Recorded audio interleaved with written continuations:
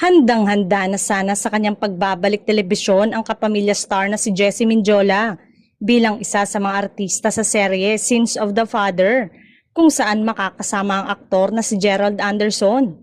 Marami nga ang nanghihinayang ng balitang pinalitan na nga ang aktres sa nasabing comeback serye sana nito.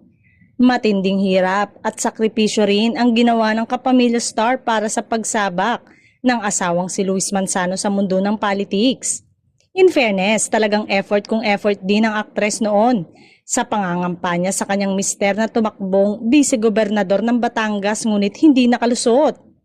Sa inang aktres noon, natuloy pa rin ang comeback project niya sa ABS-CBN, ang action drama series na Nobody na pinalitan na ng titulo na Sins of the Father. Kaya't ang tanong ay kung tuloy pa din ba ito o tuluyan ang pinalitan dahil sobrang na-delay na ang nasabing proyekto. Ang asawa na si Luis Manzano ay nagparamdam na kamakailan sa pagbabalik hosting nito. Kaya wish ng mga fans ni Jessie ay muling maging active na rin ito at naway matuloy ang iniwan na proyekto sa ABS-CBN.